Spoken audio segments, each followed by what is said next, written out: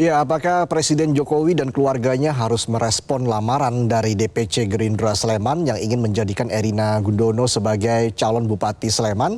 Lalu bagaimana potensi persaingan antar dinasti politik yang mengakar di Sleman? Untuk membahasnya telah bergabung analis politik dari UGM Nyarwi Ahmad. Selamat malam Pak Nyarwi. Selamat malam, Reza. Baik, Pak Nyarwi, dengan alasan Erina Gudono berkontribusi untuk memenangkan pasangan Prabowo Gibran di Sleman, apakah ini memang yang utama sehingga Gerindra tertarik untuk mendukung Erina untuk maju di Pilkada Sleman, Pak Nyarwi? Ya, itu masuk akal juga ya, tetapi itu tidak cukup gitu ya, karena kalau hanya memenangkan Pak Prabowo saja, saya kira variabel itu belum memadai ya untuk menjadi peluang gitu. Kira-kira apakah Gerindra bisa menangkan Pilkada Sleman? Tetapi sebagai sebuah wacana, saya kira ya partai-partai lokal termasuk Gerindra itu kan di Sleman, termasuk di Jogja itu saya kira kan dugaan saya yang membutuhkan tokoh gitu ya, yang kira-kira populer, yang kira-kira kalau itu diangkat jadi sebuah tokoh yang mencalonkan, itu ada kemungkinan jadi daya tarik. Dugaan saya target awal sekarang itu baru untuk membawa daya tarik itu sendiri ya, belum sepenuhnya apakah benar ya nantinya akan dicalonkan ya, tetapi itu akan memancing kontroversi ya. Nah, kontroversi ini yang saya kira itu akan memunculkan banyak hal, bisa juga positif, bisa juga negatif. Positif misalnya, udah anak muda, terus kemudian juga Sleman itu biasanya juga selama ini kan dibikin tokoh-tokoh yang boleh dibilang tokoh lokal yang dari fase ke fase itu pertarungan antar dinasti. Yeah. Tetapi kemudian juga munculkan hal-hal yang juga pasti akan dikaitkan dengan politik nasional, yaitu dinasti politik Jokowi. Dan itu sentimennya kalau kita simak di kalangan kelas menengah ke atas ya, itu masih cenderung negatif. Ya. Kenapa? Karena sepertinya kok ada semacam perluasan jangkar jejaring dinasti politik Jokowi ini kemana-mana, termasuk sampai ke Sleman kan gitu. Okay. Tetapi kita juga lihat Mbak Erina ini kan juga lahir di Sleman, dan dikaitkan Presiden Jokowi kan di situ karena menantunya, ya, seperti itu. Jadi pasti akan muncul ya kontroversi yang tentu saja gitu. Tapi menurut Anda, Pak Nyarwi, ada relevansinya tidak dengan keinginan masyarakat Sleman untuk memiliki sosok pemimpin muda, Pak? Selama ini kita belum melihat itu. Saya sendiri belum melakukan riset survei khusus untuk Sleman ya, membahas hal ini gitu. Tapi kalau kita lihat memang selama ini belum muncul ya wacana-wacana tokoh pemimpin atau bupati yang dari kalangan perempuan, bukan perempuan. Kalau calon-calon pilkada muda itu sudah banyak, sebelum-sebelumnya juga saya kira sudah muncul ya, termasuk ketua Gerindra Jogja hari ini dulu pernah jadi wakil bupati ya, pasangan saya lupa siapa itu dari PDIP, tapi kemudian kalah. Jadi saya lihat gitu ya, memang daya tarik Sleman ini kan sebagai kota bagian dari Jogja yang sangat maju ya, boleh dibilang kalau mirip seperti di Jakarta itu seperti mungkin kayak Depok gitu ya. Jadi banyak kelas menengah terdidik, banyak kaum urban juga di sana yang saya kira akan menjadi tantangan sendiri yang itu juga untuk mudah dipersuasi, karena kan ini kalangan-kalangan kelompok kelas menengah yang kritis juga. Biasanya akan tanya ya rekam jejaknya, rekodnya dan lain-lain. Pak Nyarwi, ada pihak-pihak juga yang mengatakan bahwa pemilihan nama Erina ini jangan-jangan karena politik balas budi Gerindra terhadap Presiden Jokowi, begitu apalagi kan pasangan Prabowo Gibran mendapatkan suara tertinggi di Sleman. Tanggapan Anda seperti apa, Pak? Ya, kalau misalnya itu balas budi, ya itu mekanisme internal Gerindra ya saya kira. Tentu ada reward, ada reward ya, sistem reward yang ada dalam masyarakat. Saya tidak akan bahas itu, tetapi yang kemudian pertanyaannya kan seberapa relevan gitu ya, kandidat-kandidat yang seperti Pak Erina ini seberapa dibutuhkan gitu ya untuk pilkada Sleman, itu satu. Terus yang kedua, apakah ada nggak yang lebih dari Mbak Erina, baik pada level lokal gitu di Sleman sendiri maupun di level Jogja misalnya gitu. Kemudian kalau kita ngomong kualifikasi kepemimpinan, tentu saja ya kalau di Sleman itu kan sama kayak beberapa kota besar lainnya juga. banyak tokoh di sana sebenarnya. Ya, nah apakah misalnya itu kemudian dari kualifikasi itu ketemu nama yang dianggap paling relevan adalah Erina, tetapi paling enggak begini, Bung Fasa ya. Gerindra ini juga mau ngambil langkah yang maju ya. Menurut saya berani melontarkan nama-nama yang kira-kira cukup populer. Nah, tentu kandidat lain sebenarnya partai-partai lain saya kira juga perlu ya. Tetapi akan lebih baik tentunya di mana-mana kalau kita bicara kaderisasi partai politik itu adalah ya dari dalam kader-kader partai politik. Tentu ada di sana perlu diskusi atau semacam konvensi gitu yang mengindikasikan adanya demokrasi internal partai ya. Sampai keputusan-keputusan Artinya itu diambil. Pak Nyarwi, pertanyaannya kalau menurut Anda ini tidak wajar ya sebuah partai memprioritaskan figur dari luar partai ketimbang kadernya sendiri, begitu Pak? Ya idealnya nggak sampai ke seperti itu, tetapi faktanya kan banyak partai melakukan itu termasuk Gerindra gitu loh. Nah ini terjadi karena apa? Tadi itu model kaderisasi yang menjadikan tokoh itu nggak hanya hebat di dalam pileg saja, nggak hanya hebat dalam pengelolaan organisasi partai, tapi juga berpengaruh di tengah-tengah masyarakat. Nah itu yang seringkali kurang maksimal dilakukan oleh partai politik. Ya kalau bicara tokoh nasional beberapa partai cukup berhasil, tapi kadangkala kalau bicara pada level lokal itu banyak partai mengandalkan kekuatan dinasti keluarga ya.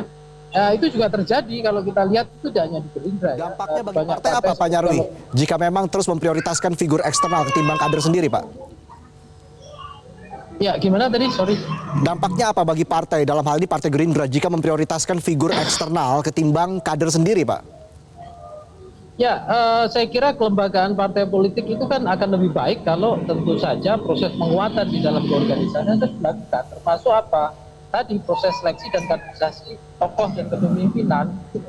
Nah, saya kira Gerindra sendiri itu sudah lama juga melakukan seleksi dan terhadap training untuk pengembangan SDM kaum muda, politisi muda. Tetapi seringkali kadangkala muncul ya tokoh-tokoh populer yang kemudian peluangnya itu bisa membypass ya dari para tokoh-tokoh yang berkarir dalam organisasi. Nah, ini mungkin juga akan munculkan ya pertanyaan entah keirian atau apapun gitu, itu kalau negatif. Kalau positif ya bisa jadi itu menjadi bagian strategi ya dari partai untuk survive gitu, kemudian memunculkan nama-nama dengan cara itu, tokoh-tokoh yang lain juga ikut dikenal dan makin populer gitu. Oke, jadi menurut Anda apakah Erina memang pantas maju sebagai calon Bupati Sleman atau seperti apa tanggapan Anda, dan apakah memang menurut Anda Erina bisa menang melawan keluarga politik yang sudah berkuasa di Sleman?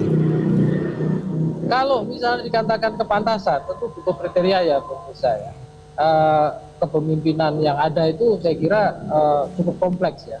Kalau dari track record Mbak Erina gitu saya baca misalnya ya masih jauh dari kualifikasi leadership yang dibutuhkan di situ. Tetapi balik lagi semua orang bisa belajar, semua orang bisa mengembangkan diri. Itu satu. Terus yang kedua soal peluang tadi pertanyaan Anda ya. Kalau dilihat dari hari ini dugaan saya ya, tentu saja kondisinya masih rendah ya. Karena di Sleman itu banyak juga tokoh-tokoh di sana ya. Belum lagi tokoh-tokoh di DIY yang juga berpengaruh di Sleman seperti itu. Yang itu sudah lama ya, sudah lama berpengaruh ya. Bahkan menjalin jejaring politik dan keorganisasian di Sleman seperti itu. Tetapi balik lagi ya Bung Reza ya. Sleman itu kota yang urban juga, banyak pemilih muda, pendatang ya, lintas daerah, lintas suku etnis dan lain-lain. Yang dimana kalau kita lihat peluangnya akan selalu terbuka. Tetapi ada juga saya kira gitu pemilih-pemilih ideologis yang ada di Sleman gitu, yang kadang-kala itu ini bisa juga mereka menjadi pemilih Gerindra, bisa juga bukan pemilih partai Gerindra yang itu kemudian memunculkan resistensi ya kan gitu, apalagi dikait-kaitkan dengan misalnya dinasti politik Jokowi kan gitu. Nah itu juga menjadi saya kira tantangan serius gitu ya. Tapi itu menjadi uji ini ya, uji apa istilahnya tes juga ya Bung Reza. Kalau seandainya misalnya ya kalau populer saya kira populer, tapi elektabilitas yang kita bahas di sini. Kalau seandainya elektabilitasnya Mbak Erina terus merangkak naik, ya berarti ini dua keberhasilan sekaligus kan gitu. Tokoh muda, keberhasilan bagi Gerindra, sekaligus juga prestasi luar biasa dari dinasti politik Jokowi kan gitu. Tetapi kan kita berharap proses itu sebenarnya natural itu artinya gitu ya, prosesnya berlangsung demokratis gitu. Oke. Nah, prosesnya kan natural, tapi Anda melihat intervensi istana di sini akan sangat kental tidak ketika Erina menerima tawaran dari Gerindra ini? Nah, seringkali kan persepsi negatif yang muncul akan seperti itu, Bu. Jadi bahkan seandainya Mbak Erina dan tim dan itu kerja serius, kemudian popularitas, elektabilitas meningkat pun sekalipun gitu ya, dan bahkan berhasil, itu kemudian prestasinya akan dikait-kaitkan kan, bahwa akan ada intervensi dari istana, bagaimana nanti presiden gitu ya. Karena juga gini, kadang-kala juga tokoh-tokoh publik di Indonesia, khususnya yang ada di jabatan-jabatan penting, apalagi sekelas presiden, itu memang punya privilege yang luar biasa gitu loh, yang seringkali gitu baik langsung tidak langsung itu akan memberikan sebuah benefit. Ya seperti banyaklah kritik itu sebelumnya disampaikan kepada Mas Gibran kan waktu wali kota Solo, kemudian mau jadi sosok cawapres, pasti itu akan kritik-kritik itu akan muncul dan bisa jadi sangat keras ya, karena dianggap ini katakanlah ini kan bicara, ya memang tidak ada yang dilanggar kok soal demokrasi dan proses prosedurnya, tetapi kemudian orang akan selalu bicara etika, kepantasan, seperti itu, yang kemudian orang nggak akan melihat apakah cara-cara yang seperti ini akan terus dilanjutkan gitu ya. Apakah memang yang benar-benar dibutuhkan itu Pilkada Sleman itu hanya Mbak Erina, kira-kira gitu yang paling qualified kan, gitu orang nanya-nanya begitu gitu loh. Jadi saya kira suara-suara kritis itu terus akan muncul. Tapi itu juga menjadi tantangan tentu saja bagi misalnya Gerindra maupun juga bagi tim yang kemudian bekerja untuk membantu seandainya. Tapi Anda melihat ini semacam tes on the water atau seperti apa nih Pak Nyarwi? Karena kan kita tahu sebelumnya ketika Kaisang sebelum memimpin PSI juga tidak memberikan komentar apapun, saat itu hanya isu saja begitu. Apakah ini serupa seperti itu atau bagaimana dari pandangan Anda? Ya, saya kira polanya sama ya. Polanya sama. Testing the water, ya. Tetapi pertanyaannya idenya itu muncul dari siapa kan? Kalau kita simak kan idenya dari muncul Gerindra DIY kan, bukan dari DPP Gerindra kan. Nah itu wajar saja ya, wajar saja.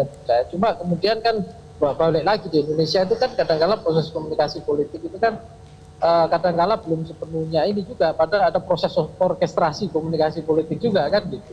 Kalau kita lihat dengan pandangan kritis kan begitu. Nah, terlepas dari itu ya, Bung Reza ya, saya kira gini loh, dalam proses pemilihan sosok pemimpin atau figur itu wajar kemudian muncul sejumlah nominasi gitu loh.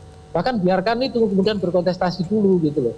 Yang kemudian tetapi tidak menutup peluang-peluang dari tokoh-tokoh lain gitu ya, yang kemudian juga saya kira potensial gitu loh. Jadi kalau misalnya masing-masing partai ya menjalankan model seleksi dan kandidasi dari tokoh-tokoh yang potensial, saya kira juga bagus gitu loh. Saya Gerindra munculkan, tapi tentu tidak hanya Erina, siapa lagi gitu ya, yang kemudian dipandang juga punya potensi. Nanti partai lain juga munculkan. Nah kemudian paling tidak warga masyarakat atau masyarakat pemilih itu akan punya preferensi. Kira-kira ini partai-partai ini akan mendorong siapa nih kan gitu, dan seberapa misalnya tokoh-tokoh ini dianggap punya kualifikasi, punya kemampuan kan gitu. Baik. Memimpin sebuah wilayah. Jadi, baik, kita akan itu yang lihat. saya kira jauh lebih penting. Tapi ya balik lagi tadi prosesnya harus demokratis gitu loh. Ya, kaderisasi di partai juga harus diutamakan seperti itu. Betul, baik. Termasuk demokrasi internal partai. Baik, terima kasih Pak Nyarwi Ahmad, analis politik dari UGM, sudah memberikan analisanya di Prime Time News. Selamat malam. Jelajahi cara baru mendapatkan informasi. Download Metro TV Extend sekarang.